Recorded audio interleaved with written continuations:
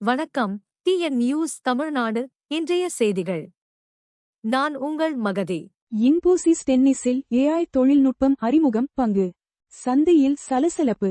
இன்போசிஸ் நிறுவனம் டென்னிஸ் விளையாட்டில் செயற்கை நுண்ணறிவு தொழில்நுட்பத்தை இணைத்துள்ளது. ஜான் காக்கெரில் இந்தியா JSW திட்டத்தில் வெற்றி பெற்றுள்ளது. இன்போசிஸ் நிறுவனம் டென்னிஸ் விளையாட்டில் செயற்கை நுண்ணறிவு தொழில்நுட்பத்தை வெற்றிகரமாக இணைத்து புதிய சாதனை படைத்துள்ளது. இந்த நவீன தொழில்நுட்ப முன்னேற்றம் விளையாட்டு உலகில் குறிப்பிடத்தக்க மாற்றத்தை ஏற்படுத்தும் என எதிர்பார்க்கப்படுகிறது. ஏஐ தொழில்நுட்பத்தின் மூலம் டென்னிஸ் ஆட்டத்தின் தரம் மேம்படுத்தப்படும்.